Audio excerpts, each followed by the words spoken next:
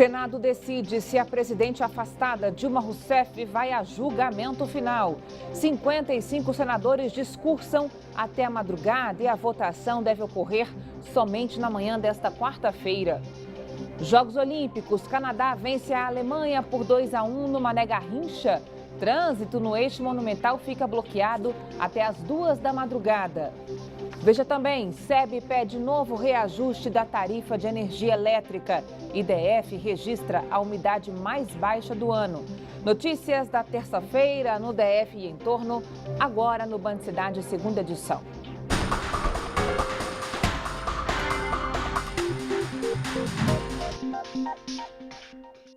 Olá, boa noite, seja muito bem-vindo. Olimpíada 2016, a seleção de futebol feminino do Canadá venceu a Alemanha por 2-1 hoje no Mané Garrincha. Em comparação com os outros jogos, o público foi bem menor e a chegada dos torcedores foi tranquila. A repórter Camila Lopes tem as informações. Hoje um público menor aqui no estádio Mané Garrincha. Ainda teremos o confronto entre as seleções femininas de China e Suécia às 10 horas da noite. Vale lembrar que não pode entrar com mochila só se for feita de material transparente. Uma exceção é mochila com produtos de crianças. Nesse caso vai passar por revista. Todo material que for retido na entrada vai ser encaminhado para a 5ª Delegacia de Polícia, que fica aqui próximo ao estádio.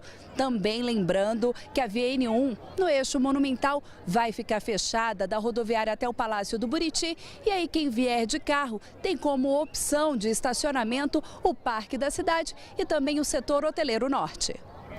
E olha, daqui a pouco tem outro torneio no Estádio Nacional, como a Camila disse aí. A seleção de futebol feminino da China enfrenta a Suécia a partir das 10 horas da noite. Só lembrando, reforçando então, que o trânsito na Esplanada dos Ministérios, da rodoviária do Plano Piloto até o Palácio do Buriti, continua interditado até as 2 horas da madrugada desta quarta-feira.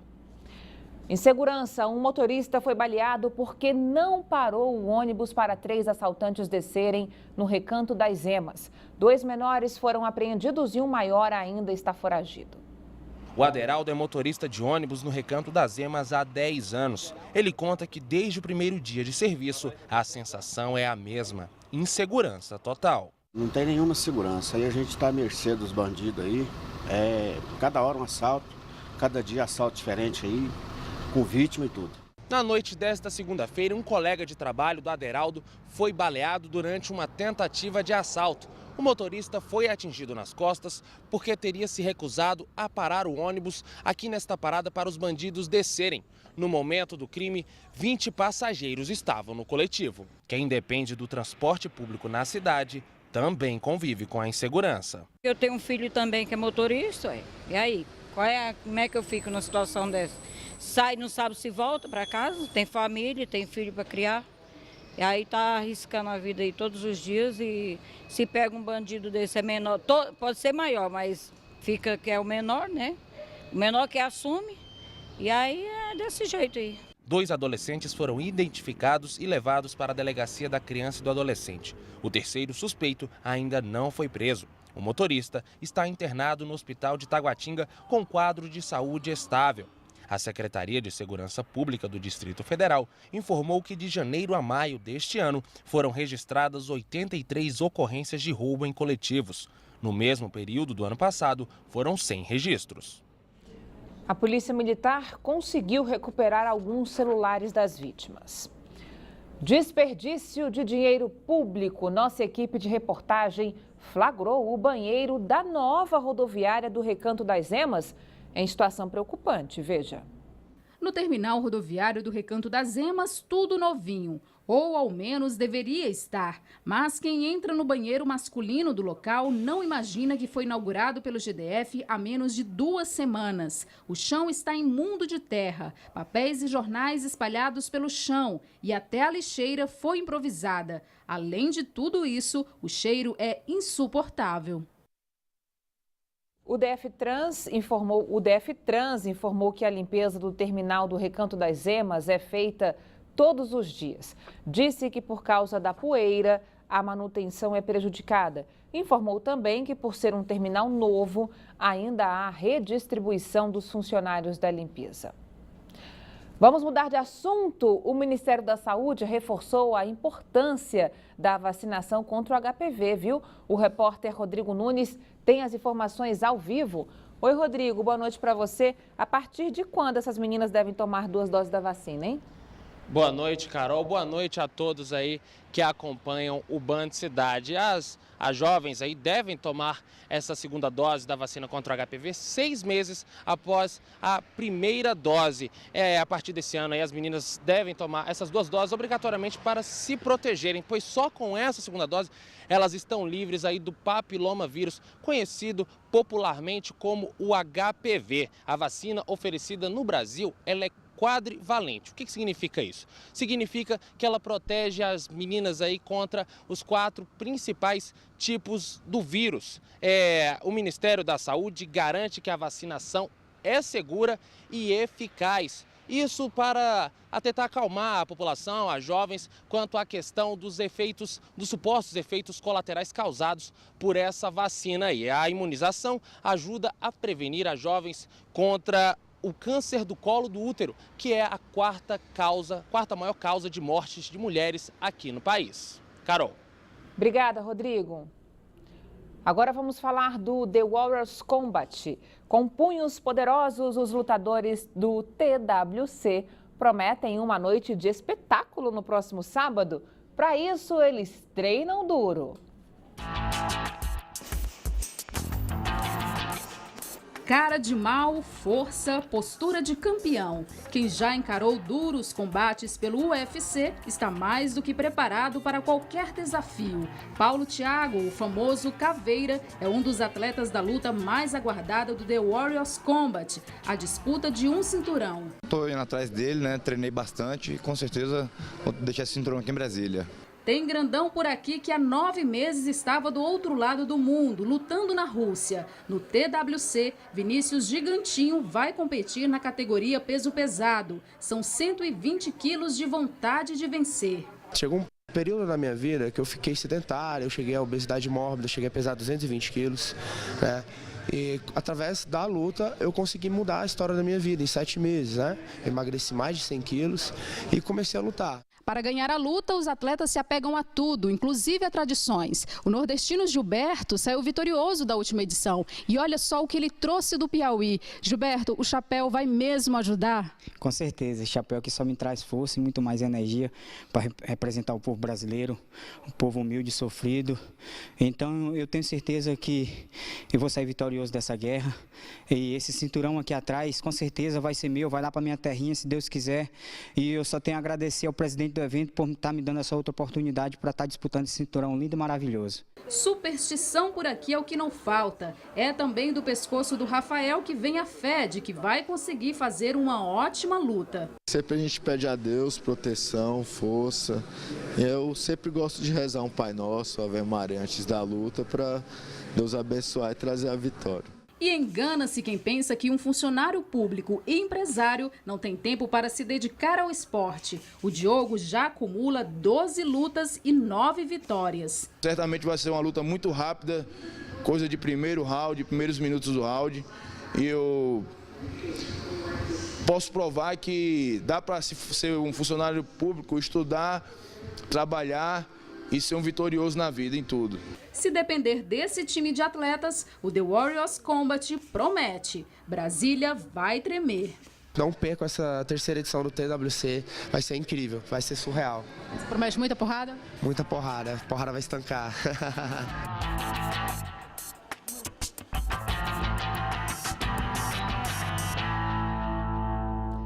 O TWC é sábado que vem, a partir das 8 da noite, no ginásio do Sindileges, que fica na 610 Sul. Os ingressos custam entre R$ 35 e R$ 500 e podem ser comprados no site www.bilheteriadigital.com.br.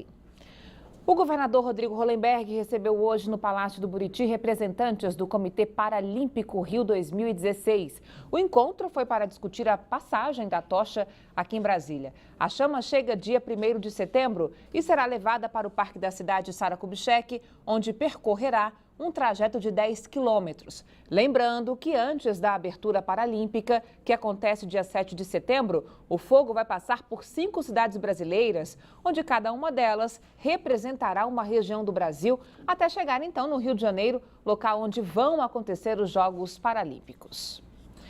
Impeachment, a chamada sessão de pronúncia continua no Senado Federal. E amanhã cedo devemos saber então o resultado que vai decidir o futuro da presidente afastada Dilma Rousseff. Quem traz os detalhes ao vivo para a gente é a Juliana Cury. Oi, Juliana, boa noite para você. Então, essa votação continua até de madrugada, né? Boa noite, Carol. Boa noite a todos. Na verdade, os senadores estão discursando nesse momento e essa sessão vai longe, vai durar muito, porque são mais de 50 senadores inscritos, cada um deles tem 10 minutos para falar.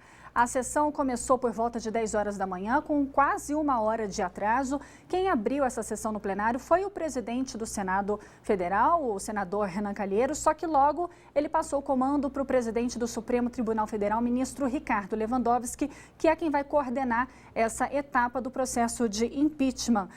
O relator do processo, o senador Antônio Anastasia, começou apresentando o relatório dele. Ele teve 30 minutos para falar, apresentou aí os argumentos, defendeu mais uma vez que a presidente afastada Dilma Rousseff cometeu sim crime de responsabilidade. Depois dele, aí sim começou a etapa dos discursos, que é o que acontece agora. Nós temos imagens ao vivo, direto do plenário do Senado. Olha aí, os senadores estão discursando. Nesse momento, já discursaram 24 senadores, ou seja, bem menos da metade dos inscritos. Então, a expectativa é que essa sessão dure no total mais de 20 horas. Na tentativa de reduzir esse tempo, a bancada do PSDB abriu mão de falar. O senador Aécio Neves será o único que vai discursar em nome do partido. E para não ficar tão cansativo, Carol, a cada 4 horas de trabalho haverá uma hora de intervalo. Depois de todos esses discursos, aí sim a defesa de Dilma Rousseff, representada por José Eduardo Cardoso, terá 30 minutos para falar. Também terá meia hora para falar a acusação representada pelo jurista Miguel Reale Júnior, um dos autores do pedido de impeachment. A gente recebeu a informação agorinha que os senadores estão tentando chegar a um acordo para que tudo acabe até 1 hora da manhã. Vamos ver se eles vão conseguir. É bem improvável, a gente não sabe, Às vezes, de repente, nesse acordo eles conseguem votar logo, mas a gente segue acompanhando. Por enquanto, a previsão é que esse resultado dessa votação só saia amanhã de manhã, porque só depois dessa fase dos discursos, acusação e defesa é que acontece a votação em si. Só lembrando que para que a presidente Dilma vá a julgamento final, são necessários os votos da maioria simples, ou seja, metade mais um dos presentes. Aí sim, se a maioria simples aprovar, aí a presidente Dilma vai a julgamento final. Esse julgamento ainda não tem data definida para acontecer, deve ser ainda nesse mês. Para que a presidente Dilma seja afastada de vez, são necessários os votos de 54 dos 81 senadores e a gente segue acompanhando tudo aqui na tela da Band. Carol. Ok, Juliana, a noite vai ser longa por lá então, Obrigada, boa noite para você. Boa notícia, o trânsito nos 2 sentidos na esplanada dos ministérios do Congresso Nacional até a rodoviária do Plano Piloto acabou de ser liberado, viu? O repórter Rodrigo Nunes volta ao vivo para a gente com outras informações. Vamos botar o Rodrigo na tela aqui? Rodrigo, vamos lá, agora é com você, viu? Carol, a notícia é boa mesmo aí para quem precisa passar pela esplanada dos ministérios. As vias foram liberadas aí por volta de meia hora. Estamos aqui na N1, próximo ao Palácio do Planalto. O trânsito na região já começa a se intensificar, mas ainda não há registro de engarrafamento. Estou aqui com o diretor de policiamento de trânsito do Detran, Silvain Fonseca. Silvain, o porquê dessa mudança e da liberação do trânsito aqui na esplanada? Bem, o trânsito ficou bloqueado por aproximadamente 3 horas.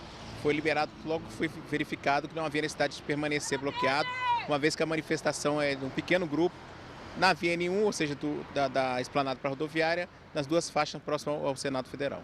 Existe previsão de volta do bloqueio aqui hoje, ainda hoje, na esplanada dos ministérios? Nós acreditamos que a princípio não haverá, uma vez que o grupo é muito pequeno, que se encontra aqui ao lado do Congresso Nacional, do lado do Senado Federal.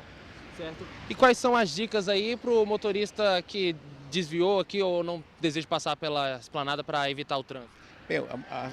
Nós estamos num período de Olimpíada, de manifestações, questões políticas, então é sempre estar acompanhando as notícias e, em caso de bloqueio, procurar rotas alternativas. Agora, o trânsito foi muito intenso aqui na região, no centro de Brasília, por causa desses desvios. Já era esperado esse trânsito, esse engarrafamento aqui na região? Sim, era esperado, né? Nós estamos tendo jogos, manifestações, era esperado e a gente tem procurado sempre melhorar, diminuindo a retenção de fluxo nos dias de jogos. Muito obrigado, Silvain. Carol. Ok, que bom então que não vai ter mais trânsito pesado daqui a pouquinho na volta para casa, né, Rodrigo? Obrigada, boa noite para vocês aí. De um lado, a Olimpíada e de outro, o impeachment, que a gente acabou de falar aqui com a Juliana Cury. O GDF abriu mão do muro que dividia os manifestantes nas fases anteriores, mas manteve o esquema especial de policiamento. O clima era de tranquilidade na esplanada dos ministérios nesta manhã, quando foi iniciada a sessão para votar o relatório da comissão do impeachment contra a presidente afastada Dilma Rousseff.